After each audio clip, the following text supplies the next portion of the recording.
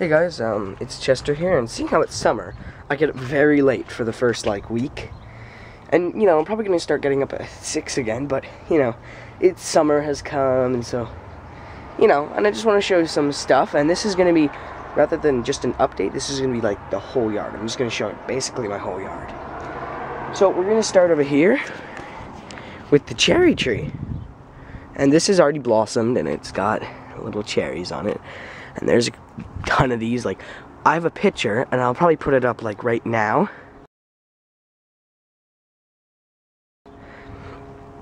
Yeah, and it's that's a picture of when it's ripe. Isn't it just amazing?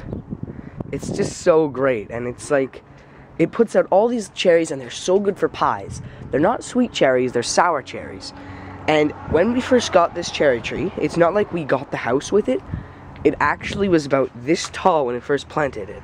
And we've been here for about, 18 years or so. So, it's grown up into a massive cherry tree.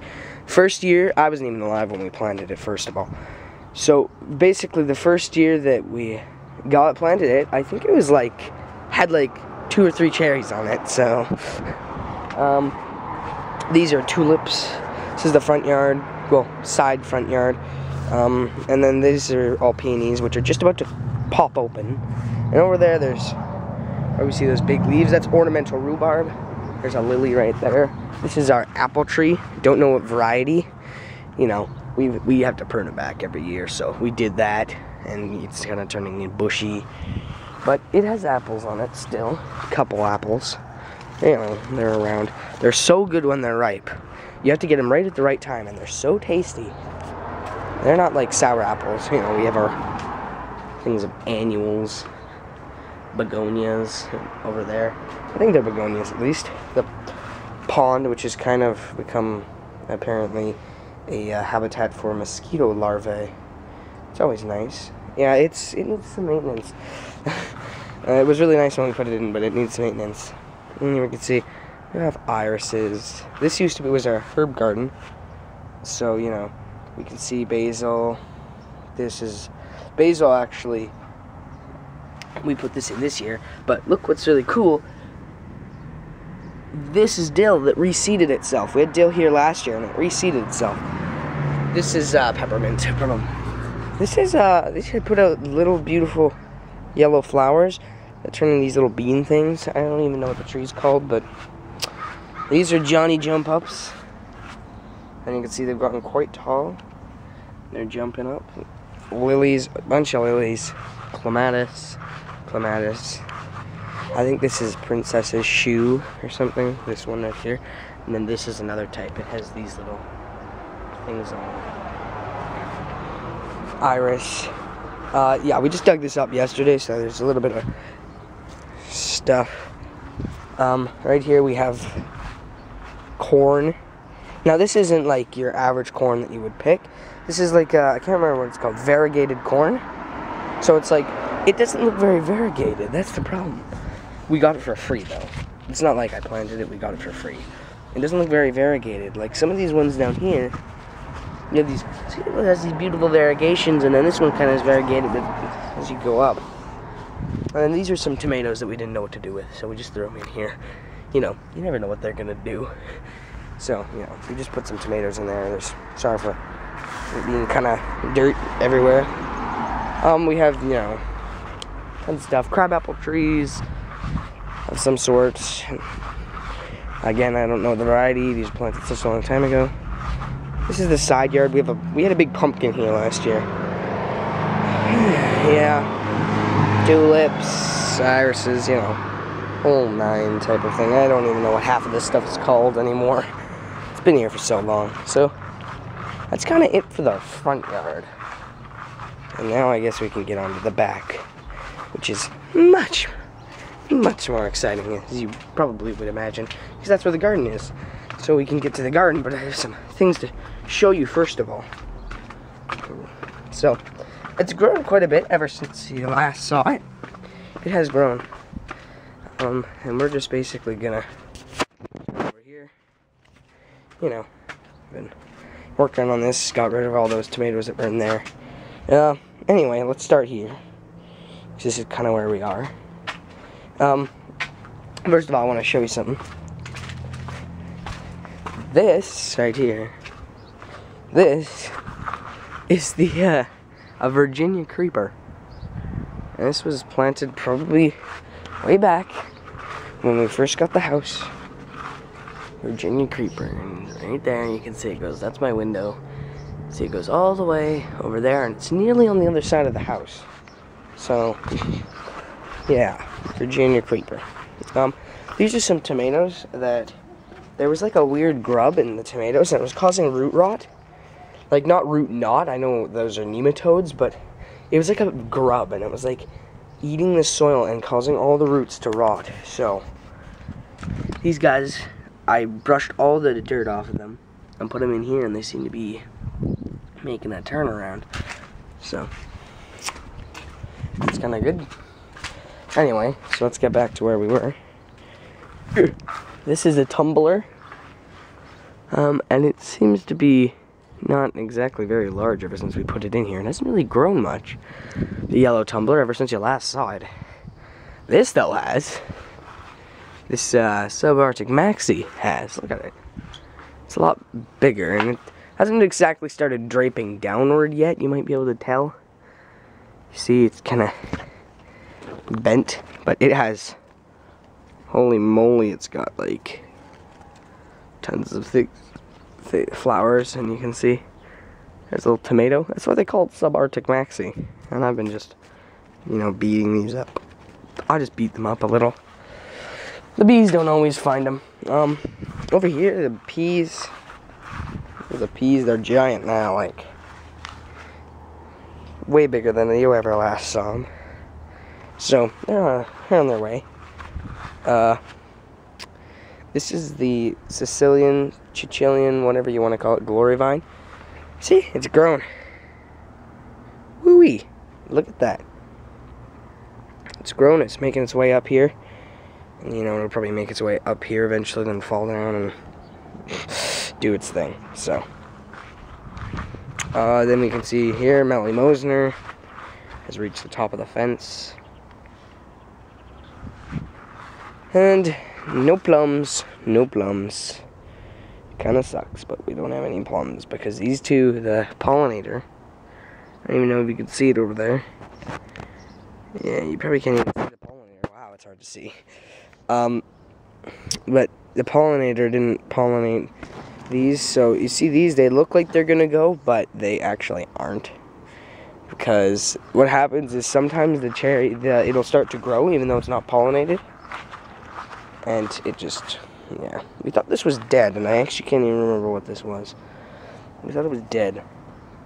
It hasn't started flowering yet. It was something, but it came back. See, this is the pollinator. They were so off when it came to actually, yeah. And you can see right here that we had to cut the top off. This is a horrible looking tree. Very bad looking tree. Sometimes there's nothing you can do about it. The top of the tree just so happened to die. It was the only one left. So we just had to grab it because we needed something to pollinate. Unless, of course, there was another plum in the area that managed to pollinate that one. But it probably would have pollinated that one. And you always have to... Here's the strawberries. Yeah, they're nice and strawberry-y. But you always have to watch your head. Because sometimes you just bang it. I've done it a couple times. In fact, we actually bought a 4-pack. A 4-pack of,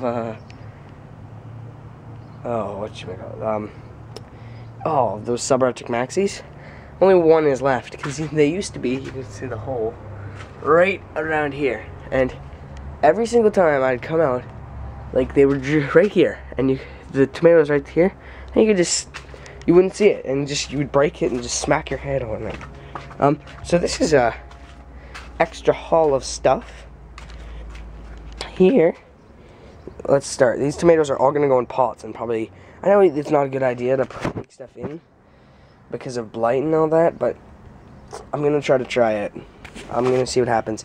I'll make a little bit of fungicide, and I'll do a root wash and, you know, spray them before I even bring them in. So here you can see this is white rabbit, a white rabbit tomato. We got these for free, again, from a person. we just came back from Prince George, and we give the sorry about that. My camera really likes to cut out, and I just was trying to say, oh, well, my camera's about to cut out, because for some reason it only likes to take videos up to 9 minutes long, and that could be problematic because I use this camera for rail fanning, which also, check out my other channel. I'll put it right here somewhere. I don't think I put an annotation in my Chester's snippets, so I kind of look dumb. But anyway, yeah, so I use this for rail fanning, so that can be problematic. I'll have to see if I can fix that. But as you can see, this is White Rabbit. And it's kind of weird. It's actually a weird looking tomato, because see these tomatoes, all the other tomatoes have these little furs on them, and they're kind of lumpy. White Rabbit is very thin, and it has 0 fur. It's like the weirdest tomato I've ever, I didn't even think it was a tomato at first, like when I first saw it. And so this is going in a larger pot, and you can see we even have a flower. That's kind of nice. Beat the flower up a little. But yeah, we have a flower. This is like, I believe it's kohlrabi. I don't think it's broccoli. I think it's kohlrabi. This we didn't get for free because it wasn't from the same person. But guess what we got this for? $1 for this kohlrabi. $1. And that's the aloe. I just brought it outside. You know, it likes full sun, and the grow room in there completely took down. Everything's gone. Everything's out of there. So, honeybee. This is another one we got for free. We got all these tomatoes for free. I believe this is, wow, whatever it is, it's putting out some. It's kind of an interesting one. It's like, its leaves kind of curl in and it grows tall. It's Coastal Pride Orange. And this is Brandy Sweet Plum. It's like a brandywine, I guess, bred with a plum tomato. And you can see, it's putting out quite a few little tomatoes. Brandy Sweet Plum. I'm kind of excited for this one because you know how I like brandy wines and their nice taste. Well, we'll see what they taste like in plum. These are volunteer potatoes. Look at them. That one's kind of, yeah, it's a little small, but this one's big. I probably should hill these soon. Well, this tomato bed has changed, hasn't it? You can see that it's changed. So, this is, oh, it's hard to even separate these two. You can't even tell. But anyway, this right here is the brandywine. This is the brandywine bed. You can see I always have to pollinate those little double blossoms. This is the other brandywine, the large one that has the fruit on it. Oh, there you go. You can see that. You know, got tons of flowers. We got probably brandywines coming off this thing. You know, it's a longer, brandywines take longer to produce, but look at this. This is a brandywine, of course. And look at the big, beautiful blossom on that thing. I want that to make a tomato. This one also had a big, beautiful blossom, but I think it's probably got pollinated by now. And now it's got, oh, if I could just move this out of the way. Let me just try to move this big blossom out of the way. There we go. And it's got, you know, other blossoms on it that are just I just break them. I tap them a little. Get them pollinated, you know. These are another brandywine. This is Brandy Boy, which it's got some flowers, but no sign of tomatoes, and it actually hasn't been growing very much. These guys have been growing vigorously, all these guys. But this one doesn't want to. This is another, what I like to call late brandywine. Not because that's an actual variety, it's because I started it late, so that's why it's so small. But you never know. By the end of the season, it might be about like this tall or so. Yeah, tumblers. Okay, you can see all the tumblers here, can't you? Tons of tumbler flowers. Not a single tumbler tomato. Every single tumbler tomato is like that. It's white and it just ends up dying later. And it's not blossom end rot. That's not our problem. But what I did end up doing, I think you can see this. This is bred with white rabbit. This flower right here has been bred with the white rabbit, and it looks like it actually took. So, you know, maybe it'll just end up being a tumbler. Maybe it'll be like a white tumbler thing. You never know what's gonna happen. I did some breeding and bred white rabbit and tumbler together. So, oh wow, that's, yeah, there we go. But see this? This is, oh, here's a bee. And that just bee. They always miss my garden. You know, they always miss it. So, this is right here, is we bought these tomatoes. They're very large. Very, very large. Now, I just want to tell you something. These are big beefs, first of all. Big beef. You know, it's got tomatoes on it. Now, guess what I got this for? You know, market, like, no, retail, this would probably sell for about 10. This would probably go for $10, this size of tomato. Very easily, I would see this go for 10. Okay, we got this for $5. $5. Yeah. Half price. In fact, I think we even got it for $4. I can't even remember. It was supposed to be, like, even then, it was still cheap. It was about $7. But they lowered it, of course. Kind of ended the season type thing, and you know. Wow. $5 for this. So it was $4.99. Actually, no. It was $5 with no tax. So look at that. Isn't that beautiful? They got the big beefs. Over here, next to the big beef, we have something rather interesting. First time trying. And you might be able to guess. I'm just going to show you one tomato on this thing. You might be able to find out what it is. Yeah, if any of you have ever heard of this, it's called Violet Rose. You can see down here. Where's the tag? I know it's not Violet Rose, it's Indigo Rose. And what it is again, we got this for $5. Same place, and you can see the like, wherever the tomato gets light, it goes like black, and it's also called OSU black tomato. And so we can see, wow, look at it. It's got so many flowers, and it's like, it turns black, and it's, you can even see, look at the stem is even black. So isn't that cool? Beside it, it's a big beef. This thing right here is big beef. You know, it's got flowers, and I think it might even have tomatoes on it. It's big beef, and I did some breeding. I bred Violet Rose with big beef, and I don't know. I don't know what's gonna happen there. I just did a little bit of breeding. We never know. Down here we have Totem. Look at this. This Totem has got flowers up the wazoo. Like, wow. This is amazing, and it's so bushy because I think I've showed you this before, but where is it? Right here. See that? Its top, the frost got to its top, so the top died. Otherwise, it would be about as tall as his brother, Totem. So, we have that. This is a Brandywine that just didn't make it into the Brandywine bed. I don't know why. We planted it earlier, so, you know, it's still got flowers on it. It'll still produce Brandywines. Lemon Boy, right here. This is the mystery tomato. I've got no idea what the heck this thing is, so we can't actually tell. But we will be able to tell soon because flower. So, you know, if it's a black tomato, you'll be able to tell because I'll actually explain why you'll be able to tell if it's a black tomato very soon. Beefmaster, and look at this on the Beefmaster. Wait, that's a big blossom. Got pollinated. And that's about 3 tomatoes, I think, like, put together.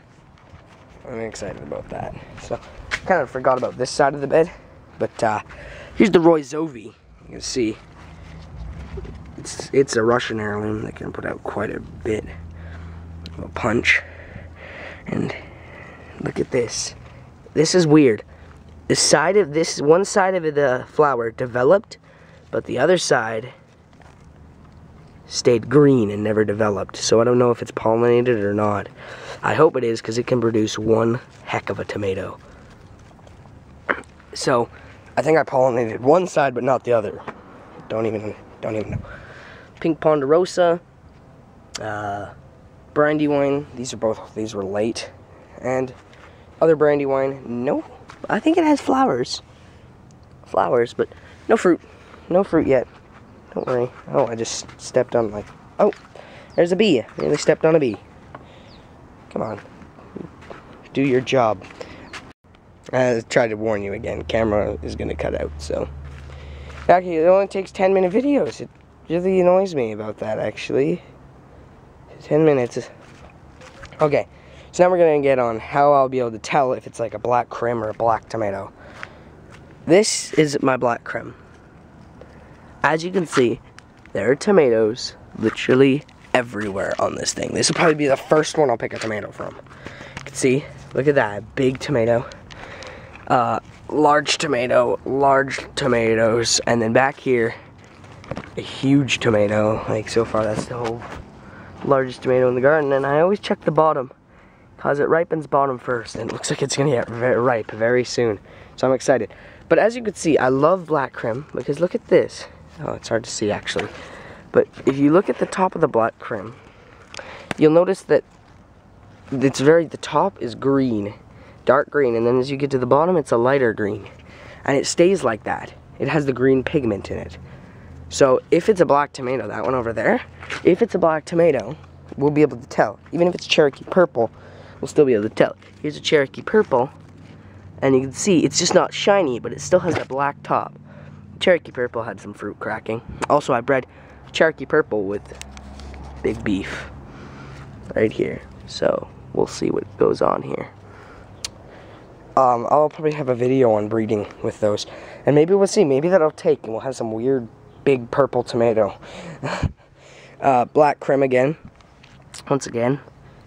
I don't like the way this is actually growing, this black creme, because it's growing up and it's not bushing, but I love the way this black zebra right beside it is growing. We can see this black zebra is kind of, yeah, but it's still going, and it's got flowers. Boom. And it's going up, and it's gonna grow this cage. As you can see, I had to put a stake in the Cherokee purples, and I'm about to go out of battery, so I had to put a stake in the Cherokee purples. But this is the Southern Nights right here, and as you can see, we got tomatoes, and we got a not a very large, but a tomato down here. This fused blossom right here, if I can even show you this. This fused blossom right here. Yeah. So if my camera just randomly cuts out, that's probably not, it's running low on battery, and I'll probably charge it and continue later. So if it does cut out randomly, or I'll start it back up again because it was just reaching 10 minutes. This is another big beef, as I already showed you. Again, only $5 for this whole thing. We paid 15 bucks. This is a mighty tomato. This is what I really want to show you. We paid $15 for 3 tomatoes that are very large, but this mighty tomato is probably about the same size. $17. Actually, that was without tax. It was about $18. $18, and it's not even that large, but it's probably about the same. This is what kind of is different about it. These ones decided to grow up, maybe because these ones were rather crowded in the greenhouse, but it's not like they're really leggy and dumb. No, they're perfectly fine. They just decided to grow up. This one decided to go into bush mode. And so this mighty tomato is, you probably know, it's a grafted tomato, right? I just wanted to try it. That's the only reason why I bought it. But you can see, holy cow, that is a big tomato. This is like a fused blossom right here. And then we got another one down here. And the person at the store said, yeah, they're very slow. Well, I pulled it out. The thing was like root bound as like heck. It was so root bound, so I was thinking that's probably the reason why it's slow. So yeah, we'll see what happens there. I didn't have room in the tomato bed, so I just plopped it there. You know, gave it fish fertilizer, a welcoming fish fertilizer. Also probably because we weren't fertilizing them. But anyway, you can see here, lettuce, bed, it's grown. We have to thin out this romaine so it can head. So we have to thin it out and make little baby green salad. Peppers. Again, this pepper right here. We bought this pepper. This pepper, which is, by the way, a Bright Star. It cost $1. It's got pepper on it and nice thick stem. $1. I'm probably gonna trim these tops so it bushes out more, but still, only $1. Wow. No tax either, so it's like that was at $1. Not like $1.12 since we're in Canada. But We can see the shizo or whatever it's called has a black pepper on it. The other one has a black pepper, if you can see that. This barren pepper, it's got flowers. Eggplant, it's got a little eggplant flower. Burning bush, it's looking like it's gonna put out something soon. I believe these are California Wonders, never tagged them. And then these are the randomized black crims tomatoes in here, so they're doing well. And then these are also, I have no idea what these are. So,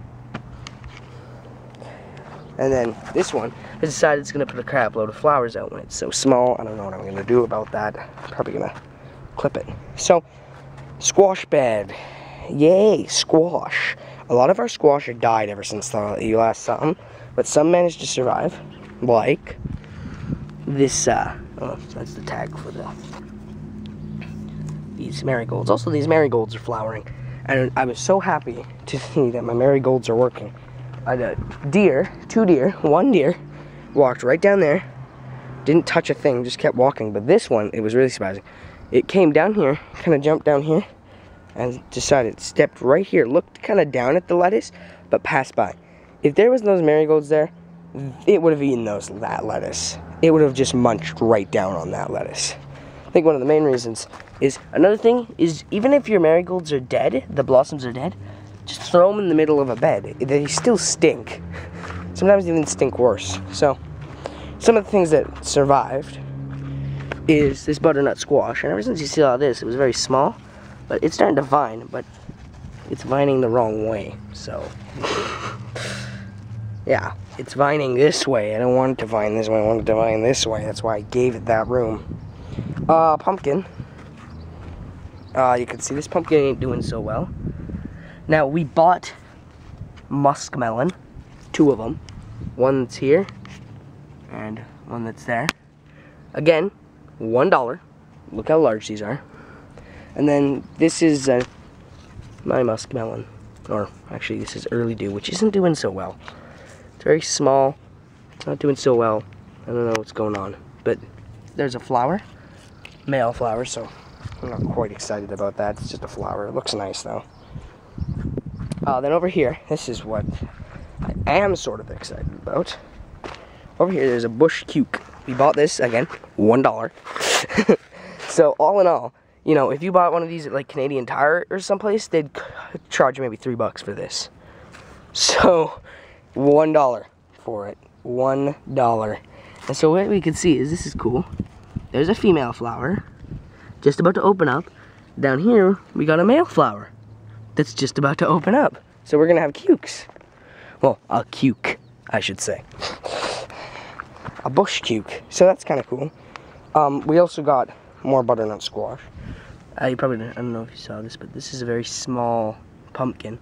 It was having troubles, but it's coming back. And here you can see, look at this. Oh, look at this. This is amazing. This is a butternut squash. Actually, it's spaghetti. Never mind, not butternut. But you can see, it's actually, it's very surprising. But when I put these in, they're about this tall. This was only like yesterday, or the day before I put these in. They've grown ever since I've put them in. It's because they were in these tiny pots. That's probably why they costed $1. And they were so root bound. And when I put them in, they just took off. So, you know, this has grown about, I'd say, this much ever since I put it in. So this is all new. You know, this is spaghetti. Again, this spaghetti, $1. The only reason why I didn't buy more is because we didn't have room for more. And we can see, these are sugar baby watermelons. They're a pretty good size, I have to say.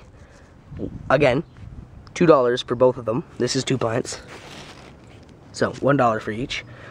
Vista watermelon, very large, $1. This is the pumpkin, so it's grown large, you can see.